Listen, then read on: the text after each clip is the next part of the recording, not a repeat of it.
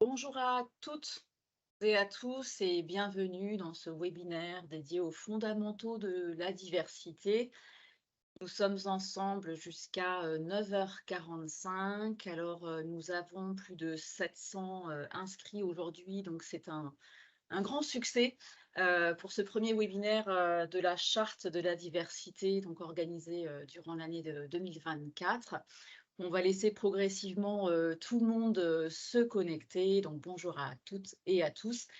Merci effectivement Damien Delurier qui fait partie des équipes des entreprises pour la Cité de nous rappeler que nous aurons un replay pour ceux qui n'auraient pas la possibilité de tout voir en direct, hein. Le webinaire est enregistré, vous aurez la possibilité d'accéder à un replay. Je suis Elisabeth Fuchs, directrice de projet diversité et inclusion au sein de l'association Les entreprises pour la cité, qui porte la charte de la diversité depuis 2004, depuis son origine en 2004. Et j'ai le plaisir aujourd'hui d'animer ce webinaire dédié aux fondamentaux de la diversité et organisé à l'attention de tous les collaborateurs, toutes les collaboratrices des entreprises signataires de la charte de la diversité. D'ailleurs, entreprises privées, employeurs privés, mais aussi collectivités territoriales ou associations. Bonjour à toutes et à tous. En principe, vous devriez bien entendre le son. Je vois dans la conversation une personne qui n'entend pas. Vérifiez bien votre son. J'espère qu'il est activé pour tout le monde et on va démarrer. Bienvenue à toutes et à tous. Au niveau de la programmation des webinaires de l'année, la charte de la diversité organise plusieurs webinaires tout au long de l'année à l'attention de l'ensemble des collaborateurs et des collaboratrices des entreprises signataires. Et donc, nous sommes aujourd'hui sur une première séquence donc, qui se déroulera jusqu'à 9h45. Nous nous retrouverons le 2 avril sur le même temps de 45 minutes pour échanger autour de sujets concernant l'égalité professionnelle et en particulier les stéréotypes de genre et le sexisme. Vous avez sans doute lu que le sujet du sexisme est un sujet très important et qu'il est en train de remonter en France, ce qui est inquiétant, c'est le rapport du Haut Conseil à l'égalité qui nous a révélé ça tout récemment, donc un sujet de grande importance. Le 18 juin, nous nous retrouverons autour des questions de l'apparence physique et de la discrimination. L'apparence physique étant le critère numéro 1 en matière de discrimination. On va le voir aujourd'hui, notamment statistiquement. Et puis le 8 octobre, rendez-vous autour de la thématique du handicap invisible. C'est également un sujet très important puisque dans les thématiques du handicap, le handicap invisible recouvre 80% des handicaps. Donc à retenir, ces webinaires font tous l'objet de replays. Vous avez la possibilité de les revoir. Ils sont mis à disposition des interlocuteurs de la charte de la diversité, donc les référents diversité de la charte, au sein des différentes organisations. Et ils sont complétés de fiches pratiques qui sont en fait des résumés écrits des différentes informations qu'on vous présente à l'occasion des webinaires. Vous pouvez également vous rapprocher de vos référents diversité pour avoir accès aux précédents webinaires organisés les années antérieures, puisqu'on en a organisé également en 2023 et en 2022. Bonjour à toutes et à tous, merci à ceux qui nous rejoignent. Donc nous sommes ensemble jusqu'à 9h45 et bienvenue à chacun d'entre vous. Alors au programme aujourd'hui, le webinaire va s'organiser en 4 séquences. Nous allons aborder d'abord la question de la diversité, puisque c'est vraiment le fond du sujet, parler des différents concepts, des définitions et puis des enjeux. Pourquoi on agit sur ce sujet-là? On ne pourrait pas parler de diversité sans parler de discrimination, puisque tout ça est très lié. Et on va parler notamment de la question des origines de la discrimination et notamment des stéréotypes et de comment les stéréotypes peuvent surgir, pourquoi ils existent et en quoi les stéréotypes sont à l'origine des discriminations. Nous allons parler également des différents critères de discrimination définis par la loi, qu'il est important de connaître pour chacun d'entre vous, et puis également comment agir individuellement, comment chacune d'entre vous et d'entre nous peut agir, et comment agir collectivement dans les équipes, que l'on soit manager ou que l'on soit tout simplement salarié, collaborateur, collaboratrice, chacun d'entre nous est partie prenante de ces sujets de diversité et d'inclusion. Alors, premier temps, les concepts et les enjeux. Alors, on va revenir un petit peu dans l'histoire de la diversité en France. On a commencé à parler d'abord de discrimination, pour tout vous dire, puisque le cadre de ces sujets s'est établi un petit peu sur la base d'un cadre juridique qui était en fait la loi du 16 novembre 2001, qui elle-même était issue de 2 directives européennes, les directives race et emploi, qui dataient de 2000. Et chaque État membre doit transposer dans son État national, dans son droit national, les directives européennes. Et donc en 2001, la France a transposé ces directives européennes race et emploi par la loi du 16 novembre 2001, avec à l'époque 18 critères de discrimination qui avaient été établis par la loi du 16 novembre. Donc un contexte juridique préexistant, il était bien entendu interdit de discriminer. Alors le sujet de l'origine ethnique était très porté, les questions de race, d'origine, mais aussi de handicap, d'égalité, tout ça figurait dans la loi. Et pourtant, la discrimination restait quand même assez massive. Ces sujets étaient surtout portés finalement par les associations, SOS Racisme, SOS Homophobie, des associations aussi qui travaillaient sur l'égalité professionnelle. Et les entreprises, finalement, s'en saisissaient pas forcément. On était un petit peu encore dans du déni, dans une méconnaissance de ces sujets, finalement dans une forme de militantisme. Et c'est à ce moment-là que quelques dirigeants réunis autour de Claude Bébéar ont commencé à s'interroger, à se dire, alors que non seulement ce sujet de discrimination était révoltant sur le plan de l'éthique et de la morale, et que ça n'avait aucunement lieu d'être, mais aussi que ce sujet était une aberration économique et que les entreprises n'avaient aucun intérêt à discriminer, que c'était bête, puisque les personnes n'étaient pas au bon poste, les personnes formées par l'État français, formées dans les entreprises, n'avaient pas les postes correspondant à leurs talents et à leurs compétences. Et c'est comme ça que les dirigeants se sont réunis et ont réfléchi ensemble autour de Claude Bébéar, qui lui-même avait fondé l'Institut Montaigne, et c'est aussi le président d'AXA France, hein, il est connu pour avoir fondé AXA France, pour avoir fondé l'Institut Montaigne et pour avoir fondé les entreprises pour la cité. Il a réuni ses connaissances dirigeants d'entreprise, alors beaucoup de dirigeants à l'époque du CAC 40, pour leur dire, bon, évidemment, il y a un cadre légal, évidemment, il faut le respecter, évidemment, c'est révoltant au niveau de l'éthique et de la morale, mais ce qu'on constate surtout, c'est que on se prive de compétences, on se prive de talents, et il faut agir autrement, et il faut rechercher la diversité comme un levier de développement de nos entreprises. Et donc, on est parti à partir des années 2004, dans une logique vraiment de recherche de la diversité, non pas simplement pour répondre à la loi, ce qui est le minimum évidemment, mais surtout pour développer les entreprises. Et c'est de là qu'est née l'idée de la charte de la diversité. Vous pouvez relire aussi, si ces sujets vous intéressent, le rapport des entreprises aux couleurs de la France de 2004 qui avait été rédigé par Claude Bébéar, et aussi le rapport de Laurence Meignery et de Yacine Zabeg, qui sont les co-rédacteurs de la charte de la diversité, qui ont été sollicités à l'époque par Claude Bébéar pour rédiger un rapport, les entreprises, c'était le rapport précédent, les entreprises aux couleurs de la France, qui est sorti au mois de janvier 2004, donc par l'Institut Montaigne. Alors, je cherche mon support suivant. Alors, sur la charte de la diversité, certains d'entre vous la connaissent bien, d'autres peut-être moins, et c'est l'occasion aujourd'hui d'évoquer notamment ce qu'elle contient et de quoi il en retourne. Donc, la charte de la diversité a été rédigée par les dirigeants d'entreprise, alors co-rédigée par Claude Bébéar autour d'autres dirigeants d'entreprise pour partager cette volonté d'agir contre toutes les discriminations et en recherchant la diversité donc de tous les talents. Elle a été rédigée en 2004 et signée pour la première fois le 22 octobre 2004 et a réuni à l'époque 33 entreprises signataires. Aujourd'hui, nous comptons plus de 5000 organisations signataires, dont 80% de PME. Et bravo à toutes et à tous, et notamment les PME, les TPE sur les territoires, pour vous être saisis de ce sujet. parce que voilà, vous représentez tous les employeurs partout en France et ce sont à la fois des entreprises privées, des collectivités territoriales et des associations signataires.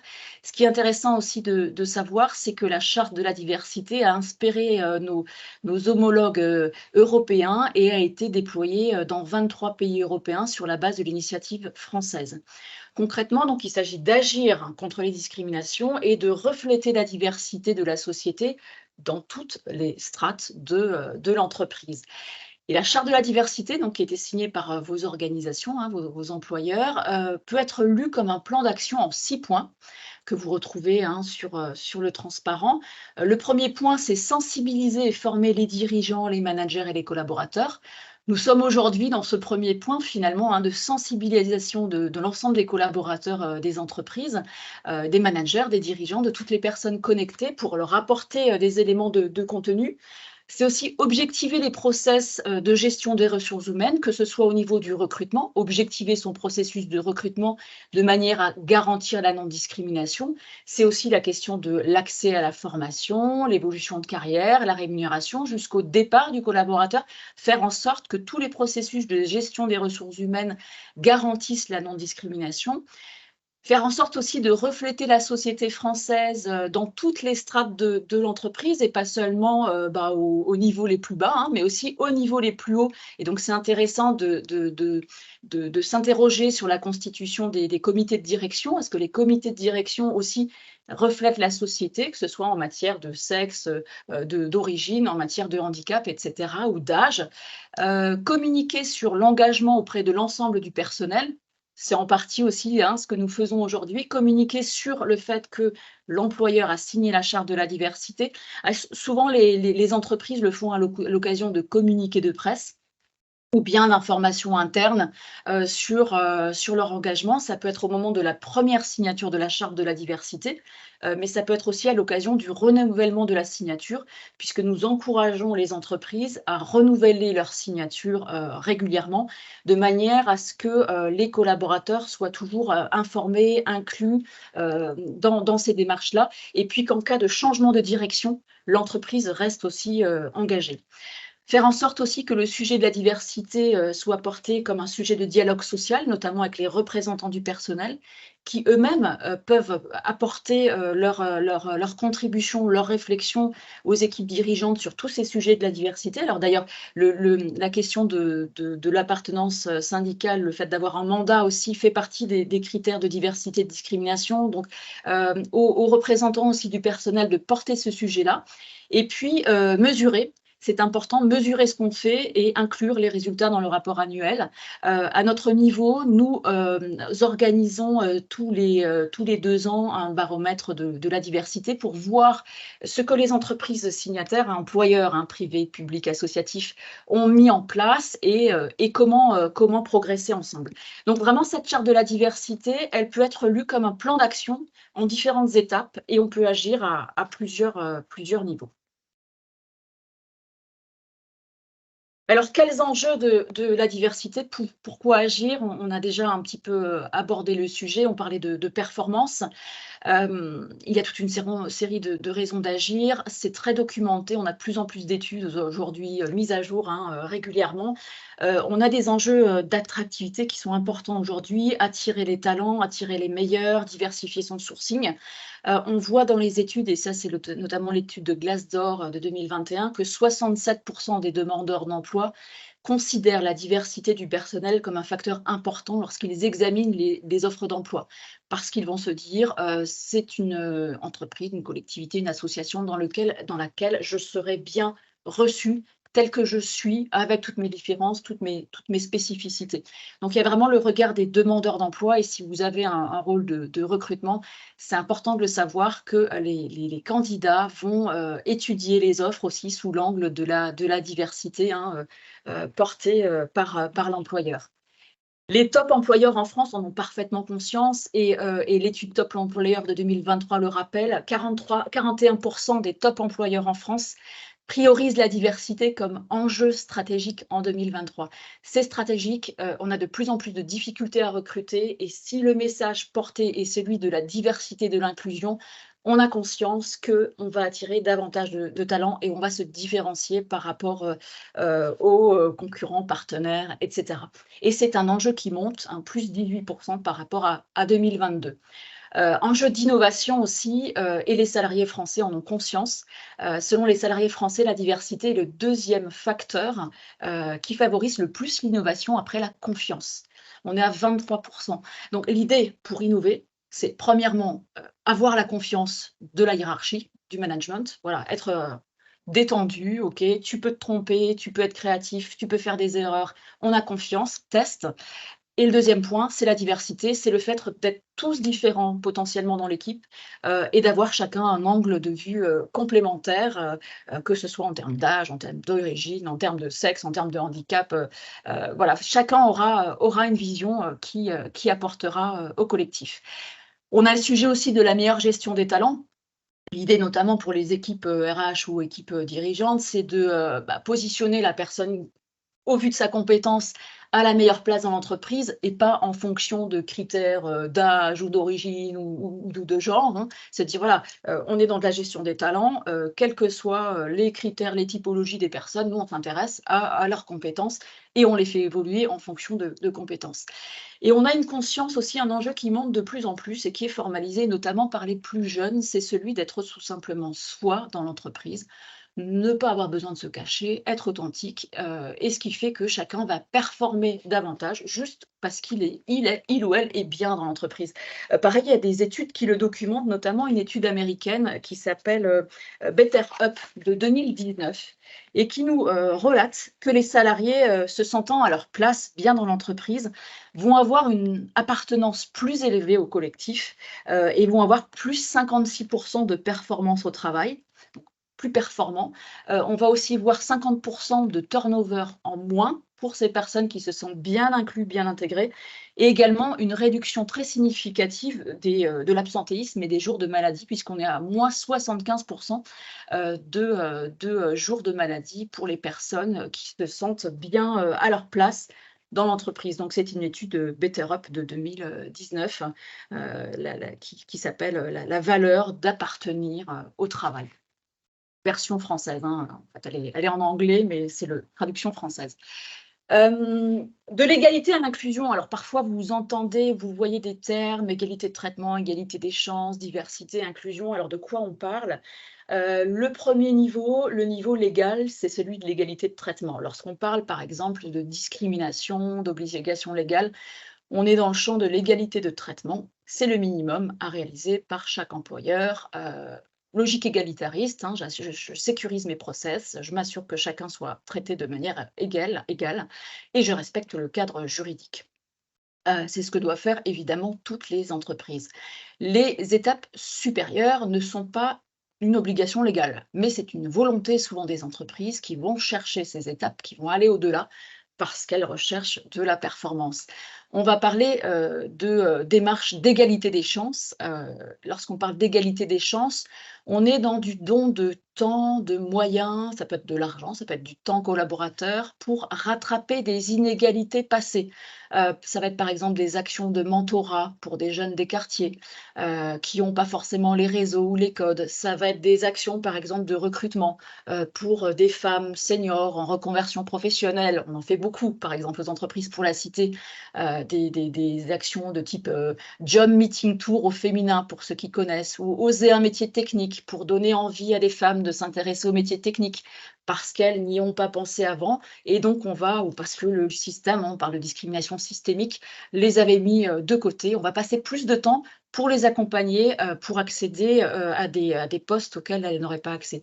C'est toutes les actions aussi à l'attention des publics en situation de handicap, toutes les actions auprès des seniors. Donc on va passer du temps avec des groupes de population qui peuvent être potentiellement victimes de discrimination et qu'on va accompagner dans une logique d'égalité des chances.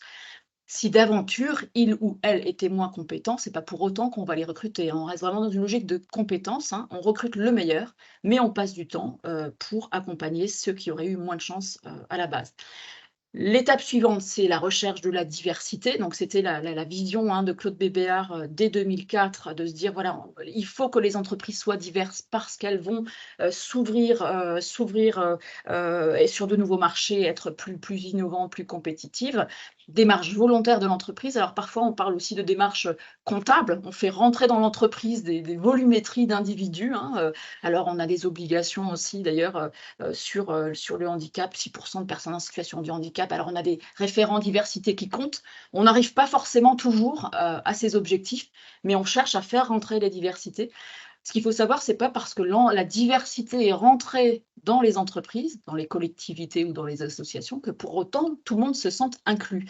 Et c'est de là qu'est venu ce terme assez récent, plus récent, qui date d'il y a, on va dire, 5-6 ans, d'inclusion. En fait, on parle d'inclusion plus récemment. C'est un terme qui s'est diffusé en France un peu sur une idée de Verna Meyers, qui était une consultante américaine, qui disait: «La diversité, c'est d'être invité à la fête». Voilà, je rentre à la fête, je rentre dans l'entreprise, c'est super. Mais c'est pas pour autant que je vais être inclus. C'est pas parce que je fais partie du groupe que pour autant on m'associe vraiment au projet. Et l'inclusion, c'est vraiment l'étape d'après, c'est d'être invité à danser, c'est d'être invité à participer à des projets stratégiques, c'est d'être considéré avec toutes mes différences et voilà, d'être valorisé avec ces différences comme quelqu'un en lequel en qui on peut croire. Donc vraiment important de faire cette différence. C'est pas parce que les gens rentrent dans l'entreprise que pour autant ils sont inclus. Et la reconnaissance et la performance va passer par l'inclusion. Une image vaut 1000 mots. Alors, j'aime bien présenter cette image-là parce qu'elle montre bien ces différentes étapes qu'on a évoquées. L'égalité, logique juridique, vous mettez un petit support à chacun. Vous avez des personnes de tailles différentes. Donc là, un enfant qui regarde un match de foot, manifestement une manifestation, il est trop petit, il ne voit rien, et tant pis, c'est l'égalité, c'est le juridique, c'est le minimum, on s'assure que chacun ait une égalité de traitement. L'équité, c'est cette logique de rattrapage, d'inégalité, on va passer un peu plus de temps avec ceux qui ont moins. Vous voyez sur l'image, l'enfant va réussir à voir le match parce qu'on aura, donné un peu plus de moyens, de façon à ce qu'il puisse avoir accès, à la manifestation. Et l'inclusion, on a enlevé la balustrade, on n'a plus besoin d'avoir, des supports pour rehausser les gens. Tout le monde est inclus, tout le monde se sent bien et on peut participer à la fête avec toutes nos différences. Donc c'est une image qui fonctionne assez bien pour expliquer ces sujets-là. Pareil, quelques images qui permettent de mémoriser les choses. En termes de sémantique, différence entre ségrégation, exclusion, intégration, inclusion. La ségrégation, c'est laisser certaines personnes de côté et en les catégorisant, elles n'ont pas accès au groupe qui est constitué là du groupe bleu. Et vous avez des rouges, des verts, des jaunes laissés à côté par typologie, par rapport à ce qu'ils représentent. L'exclusion, alors, on exclut également d'un collectif des personnes, alors sans forcément les différencier par des critères, mais vous voyez qu'il y a toute une série de personnes qui vont être exclues du collectif. L'intégration, c'est faire rentrer les différences dans la structure, mais pour autant garder ces logiques un peu de communauté où les personnes ne sont pas totalement incluses dans le collectif. Elles sont rentrées, elles sont intégrées, mais elles sont encore traitées différemment. Et l'inclusion, c'est le fait de faire entrer tout le monde, quelles que soient ses spécificités. On a un mélange assez joyeux qui génère finalement, casse les codes et vous voyez que le rond n'est plus tout à fait rond et qu'on a un petit peu débordé et que ça génère de la créativité parce que ça déborde. Alors souvent on dit en termes de management, c'est plus difficile, c'est plus challengeant parce que vous avez des équipes qui vous demandent plus de choses et que voilà. Mais c'est aussi ça qui va apporter plus de richesse à l'entreprise. Alors du plus défensif au plus proactif, vous avez là les différents enjeux de l'entreprise, enjeux juridiques, sécurisation des process, enjeux d'image et de réputation, donc c'est, donner envie à des candidats, aussi faire connaître notre position, d'employeur inclusif et voilà, faire en sorte d'avoir plus de candidatures. Enjeux de RSE, parce que, les entreprises sont aussi attendues en matière de reporting sur ces sujets de diversité et d'inclusion que ça fait partie des sujets étudiés dans les rapports d'activité et dans les rapports RSE. Enjeu de gestion des ressources humaines, on l'a dit, hein, faire en sorte que chaque talent soit positionné, soit accompagné au poste qui lui correspond le mieux en termes de compétences tout au long de sa vie professionnelle. Et puis, enjeu de performance économique, arriver à se différencier, rechercher la diversité comme levier de performance économique. Les employeurs n'ont pas l'obligation, hein, d'aller au plus haut. L'histoire est intéressante que je peux vous partager. C'était un jour un DRH que j'avais appelé en me disant: «Voilà, on fait plein de choses sur la diversité, on est tous une bande de très motivés avec plein d'entreprises et cetera. Il faut travailler là-dessus». Il me dit: «Oui, oui, c'est très bien de travailler là-dessus, faites-le, j'y crois également. Moi, j'ai déjà recruté un avocat dans mes équipes RH et je travaille sur l'enjeu juridique parce que je sais que c'est important». Donc lui avait cette vision minimaliste, on va dire, qui était, voilà: «Je sécurise la non-discrimination et c'est déjà bien. Pensez à le faire dans chaque entreprise, et c'est pas parce qu'on agit pour la diversité que pour autant on est toujours, tout à fait carré sur les enjeux juridiques». Donc le minimum, c'est de sécuriser le juridique et ensuite, step by step, hein, point par point, on essaye aussi d'aller sur les autres sujets en accompagnant chaque, talent, vers le plus haut et vers, la position qui lui conviendra le mieux. Dans les études également, vous voyez, l'apport de l'innovation, hein. L'innovation des entreprises plus inclusives a généré en 2017 38 de revenus supplémentaires. C'est une étude du Boston Consulting Group. Également 60 de chances supplémentaires de voir, les profits et la productivité augmenter, et attirer plus de talents et un surcroît d'innovation. C'est l'Organisation internationale du travail qui, nous dévoile ça en 2019. Et à contrario, sur la partie, coût de la discrimination, on a eu en 2016 un rapport de France Stratégie qui était très médiatisé, qui a rappelé le coût de la discrimination pour l'État français qui s'élève à 150 milliards d'euros. Ça équivaut à 3 points de PIB. Et à l'époque, c'était étudié seulement sur 2 critères de discrimination, le genre et l'origine ethnique. On n'avait pas fait les 25 critères, on va y aller, hein, sur les 25, mais en comptant simplement la discrimination sur 2 critères, le genre et l'origine ethnique, l'étude de France Stratégie a révélé que ça coûtait 150 milliards d'euros à la France, tout simplement parce que les personnes ne sont pas aux places qui leur convient par rapport aux compétences qu'ils ont. On accompagne chaque jeune, chaque enfant dans la formation initiale et cetera, hein, ça a un coût pour l'entreprise et ces personnes ensuite ne sont pas, au poste qu'ils pourraient, occuper en fonction de leur talent. En termes de diversité, ce qu'il faut savoir encore une fois que c'est un enjeu très partagé. On est tous concernés. Alors parfois, on a des groupes, des collectifs de personnes qui vont nous dire: «Bon, c'est super ce que vous faites, vous êtes militants, vous êtes engagés, c'est tout à fait admirable. Bon, même moi je travaille, hein, moi j'ai des choses peut-être plus importantes à faire». Bon, rappelez-vous quand même que ces sujets-là nous concernent tous et c'est intéressant, de voir et de se partager, le baromètre de perception de l'égalité des chances, du MEDEF. C'est le 12e baromètre, hein, ils en font un tous les ans avec Kantar, l'organisme d'analyse, et donc on voit que près de 80 des salariés estiment avoir une caractéristique potentiellement stigmatisante. On est tous le divers de quelqu'un, que ce soit en termes d'âge, hein, senior, alors, dans les, réflexions RH, on est senior à partir de 45 ans. Pôle emploi, France Travail va parler de 50 ans. Potentiellement discrimination très forte, hein, au recrutement quand on a plus de 50 ans. Vous savez que vous allez avoir plus de mal à retrouver du travail. Donc senior, on a la question de l'origine sociale, du surpoids, le fait d'être jeune, en situation de handicap, avoir un parcours scolaire, potentiellement atypique, avoir des enfants en bas âge, état de santé. On a toute une série de critères divers et variés, hein. On a l'origine aussi, l'origine ethnique, le fait d'être militant, politique, syndicaliste, origine sociale et cetera et j'en passe.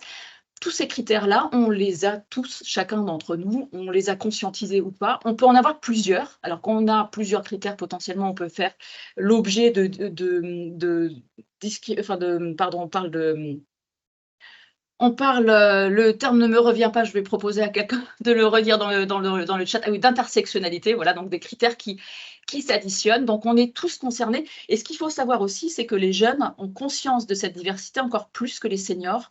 Les 16-24 ans sont jusqu'à 92 à avoir conscience que potentiellement ils ont une caractéristique potentiellement stigmatisante. Donc on est vraiment tous concernés, c'est pas les autres et moi, c'est vraiment, nous tous.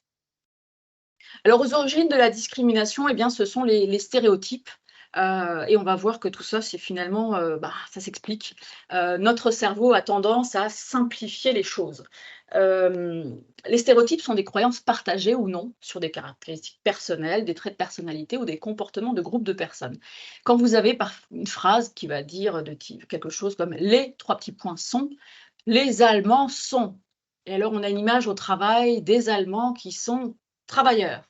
Vous avez les Espagnols sont. Vous n'avez peut-être pas la même image des Espagnols par rapport aux Allemands. Ça, c'est la culture française, hein. Après, on peut avoir des finesses selon les pays dont on provient. Si vous pensez à la fête, vous allez plutôt penser aux populations latines, les Espagnols, les Italiens, qui vont plus avoir le sens de la fête, que les Suisses ou les Allemands, que vous verrez plus sérieux dans le travail. Tout ça, c'est des stéréotypes, c'est des sortes de caricatures. On met les gens dans les cases. Moins on connaît les gens, plus on va les mettre dans les cases.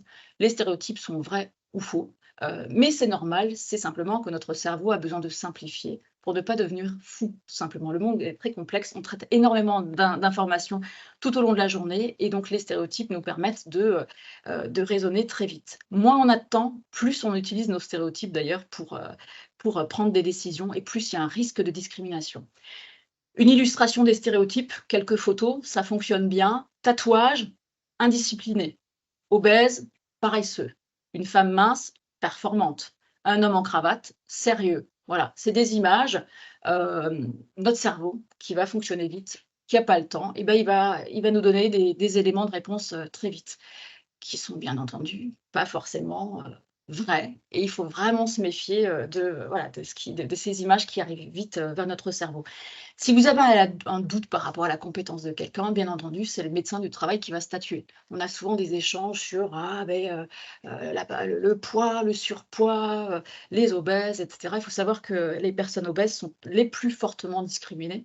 On a jusqu'à 8 fois moins de chances d'être reçu en entretien pour une femme obèse. Alors là, encore une fois, on a une intersectionnalité, hein. Femme plus obèse, c'est encore plus discriminé que l'homme obèse.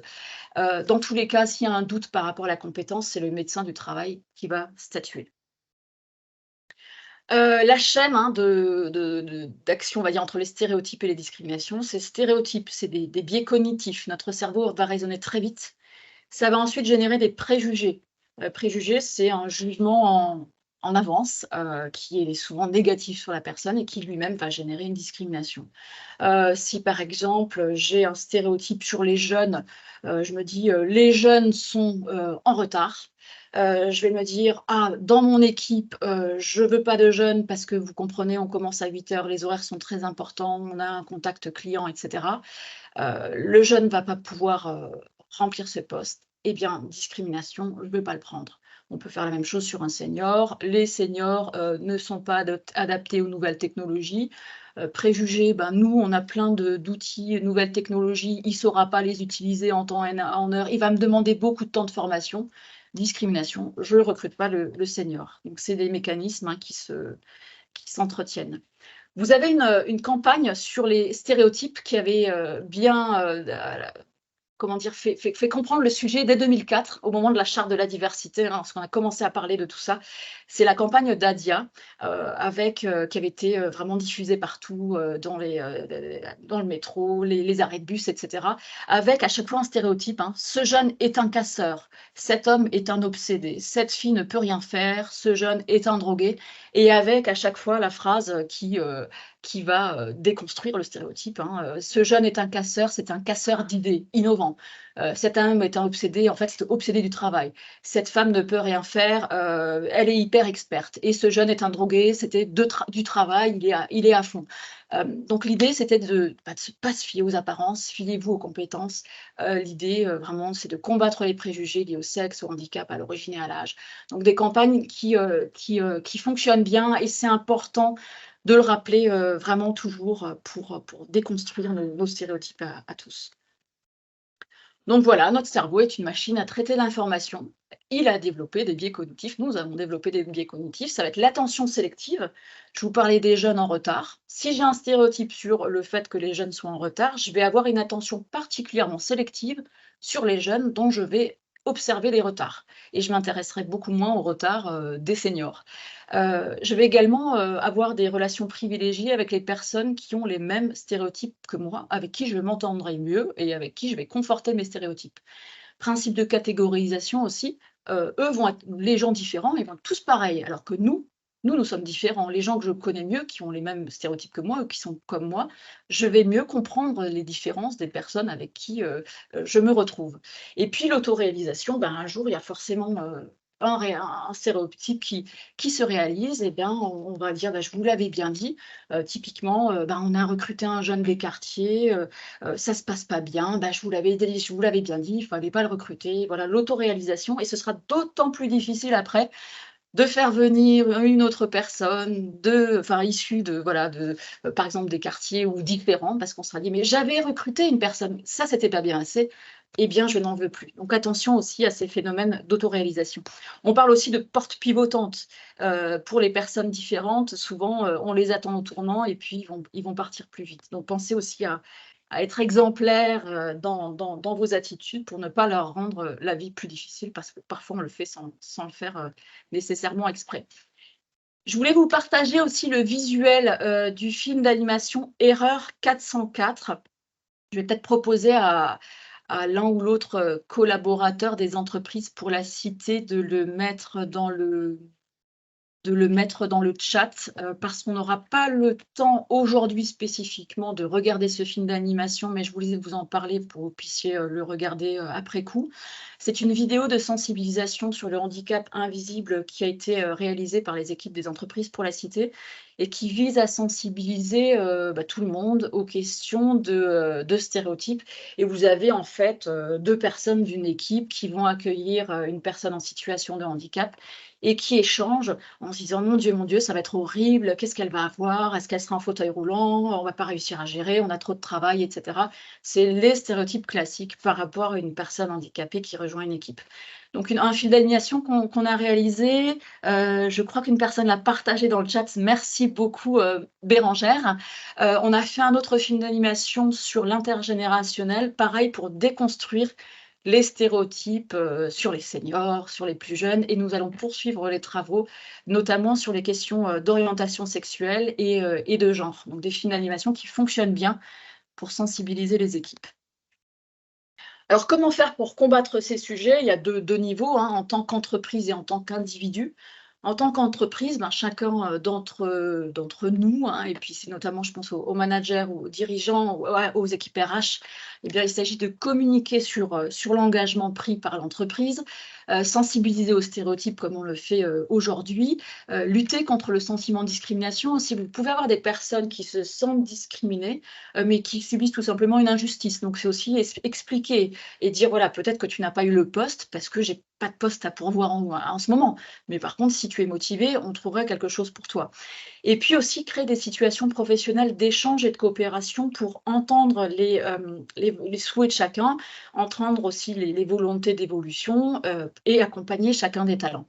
En tant qu'individu, prendre conscience de ses propres stéréotypes, essayer de les déconstruire, tester ses propres stéréotypes. Il existe des tests d'association implicite qui vous envoient des adjectifs très vite et on va voir si vous les associez plutôt à des jeunes, à des seniors, à des personnes en situation de handicap, à des personnes de couleur, etc.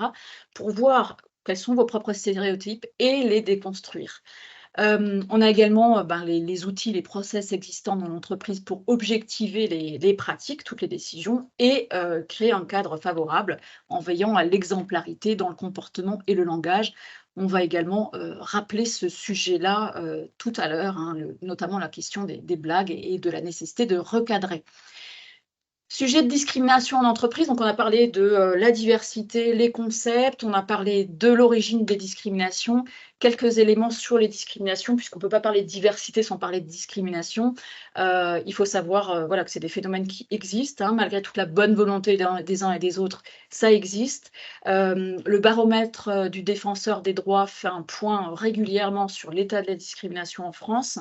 On a actuellement 23 de la population active qui déclare avoir été victime de discrimination ou de harcèlement discriminatoire dans l'emploi sur différents critères. Je vous parlais de l'apparence physique, c'est le premier critère. On a 40 de discrimination sur l'apparence physique, 40 sur, le sexe, 30 sur l'état de santé, 26 sur l'âge pour les plus jeunes, 21 sur l'origine ethnique et cetera. Je ne vais pas tous vous les dérouler, mais le rapport du défenseur des droits vous permet d'avoir une lecture un peu plus précise de tout l'état de la discrimination en France sur les différents critères. Ça, c'est la partie victime. On a également les personnes qui ont pu être témoins de discrimination et ça montre à 42%, on est presque à 1 personne sur 2 qui, à un moment donné, a pu assister à une situation potentiellement discriminante en tant que témoin. Et c'est important, si on est témoin, de réagir, de ne pas laisser faire, de dire voilà, je ne comprends pas, qu'est-ce qui se passe, tu as dit, ou s'il se passe ça, etc. Les critères, encore une fois, c'est l'apparence physique qui arrive en numéro 1, 52%, 49% le sexe, 47% l'origine ethnique, 37% la nationalité et 36% l'âge. Alors là, pour le coup, c'est pas les plus jeunes, c'est les seniors, donc avec des situations qui peuvent arriver dans l'entreprise. La discrimination peut concerner toutes les étapes de la gestion des ressources humaines, du recrutement jusqu'au départ du collaborateur. Donc là, on a mis recrutement, formation, évolution de carrière, hein, mais c'est toutes les étapes de la GRH, hein, gestion des ressources humaines, et c'est un traitement différent pour une personne moins favorable dans une situation comparable. Ça, c'est ce que dit la loi. Les critères, ils sont au nombre de 25. Alors parfois, on parle même de 26. Le défenseur des droits vient de publier une étude sur le lanceur d'alerte qui pourrait devenir le 26e critère. On est à voilà, 25, 26 à venir. Alors notamment tous les critères liés à l'origine, donc origine, ethnie, nation, prétendue race, patronyme, c'est un peu la même sémantique. La capacité à s'exprimer dans une langue autre que le français, le lieu d'habitation, la domiciliation bancaire. Je ne vais pas pouvoir, sur un temps aussi court, tout vous expliquer, aller dans le détail. On fait aussi des formations sur ces sujets-là si ça vous intéresse. Mais donc, sachez que tous ces critères sont aussi importants et aussi graves les uns que les autres. Donc, vous avez tout ce qui a trait à l'origine, notamment origine ethnique, origine sociale, lieu d'habitation. On a ensuite tous les critères qui relèvent notamment des opinions réelles ou supposées, hein, politiques, philosophiques, syndicales, convictions religieuses réelles ou supposées, les mœurs aussi. L'orientation sexuelle, l'identité de genre aussi, qui sont 2 critères d'importance et on pourra en faire l'objet d'un webinaire en soi. Le critère de sexe, d'âge, caractéristiques génétiques, apparence physique, état de santé, situation de famille, état de grossesse, handicap, perte d'autonomie et vulnérabilité économique. Vous voyez qu'il y en a beaucoup. Si le sujet vous intéresse, donc alors, on a des formations pour ceux qui veulent aller plus loin. Vous avez aussi le défenseur des droits qui met en ligne toute une série d'outils qui permet de mieux comprendre chacun de ces critères, ce que ça recoupe et comment réagir dans chacune de ces situations. Au niveau du cadre juridique, donc ce qui est important de rappeler, c'est que sur la base de ces 25 critères, la loi interdit d'écarter un candidat d'une procédure de recrutement, d'un stage ou d'une formation, ou de prendre toute une série de décisions relatives à la rémunération, ou la promotion, ou la mutation, ou de sanctionner ou de licencier une personne en raison de ces critères. Que ce soit parce que c'est une femme, une personne en situation de handicap, une personne senior. On sait que la discrimination est massive sur les seniors, on en parle beaucoup aujourd'hui en France. Donc, on n'a pas le droit d'écarter une personne en raison d'un de ces 25 critères. Sont également condamnés l'injonction indiscriminée ou le harcèlement discriminatoire. L'injonction indiscriminée, c'est le fait de dire, par exemple, à un client « je ne veux pas de noir, je ne veux pas d'arabe sur ce type de poste » ou « je ne veux pas de femme » ou « je ne veux pas de personnes en situation de handicap ». Tu comprends, on a des objectifs à tenir, on n'a pas le temps. Ça, c'est typiquement l'injonction à discriminer. Le harcèlement discriminatoire, on va entrer dans le champ du harcèlement simplement avec une seule occurrence. Il n'y a pas besoin de répétition comme dans le harcèlement moral lorsqu'on est face à un critère de discrimination. Donc, une seule occurrence et un critère discriminatoire, on va rentrer dans le champ du harcèlement discriminatoire. Le défenseur veille au respect de ses droits et donc va permettre aussi d'accompagner les personnes qui ont le sentiment de vivre une discrimination. Alors, toute inégalité, toute injustice n'est pas forcément une discrimination, mais donc on a le défenseur des droits qui veille au respect des lois. Alors attention à la discrimination indirecte, je vois dans le chat, effectivement, on peut avoir de la discrimination indirecte. Parfois, ce sont des critères apparemment neutres et involontaires qui peuvent mettre certaines personnes de côté. Effectivement, c'est des sujets aussi sur lesquels il faut faire très attention. Discrimination, concrètement, il faut trois choses doivent être réunies. C'est un traitement défavorable d'une personne par rapport à une autre en raison d'un ou plusieurs critères. qu'on a vues, et dans un champ défini par la loi, donc dans le champ de l'emploi. Donc rappelez-vous, toute injustice n'est pas une discrimination, hein. Il faut vraiment que ces 3 conditions soient réunies. Encore une fois, le défenseur des droits met à disposition des outils pour rappeler les différentes étapes de réflexion et comment une discrimination va être qualifiée. Dernier point, on va arriver sur la conclusion. Comment agir individuellement et collectivement sur ces sujets-là?